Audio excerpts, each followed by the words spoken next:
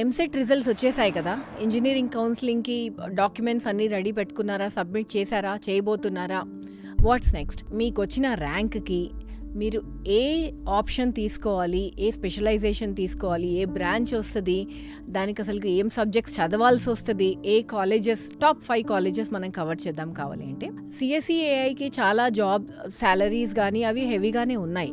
కాకపోతే ఎంతమంది అన్ఎంప్లాయిడ్ ఉన్నారు ఇక్కడ, మనం చాలా పాడ్కాస్ట్లో మాట్లాడుకునే ఉంటాం కదా. Everywhere AI is actually doing great. If you are choosing the option also you can even learn AI here.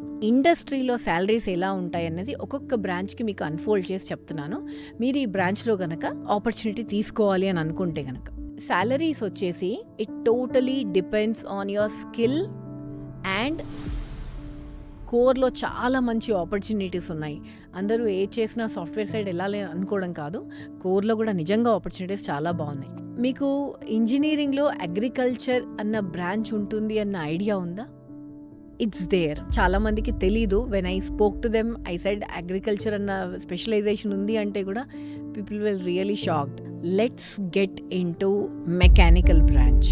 Again these are the top branches everywhere you take it up. మనకి నేర్చుకునే సబ్జెక్ట్స్ వచ్చేసి ఒక surprise element ఉంది ఎండ్లో. We will discuss about it.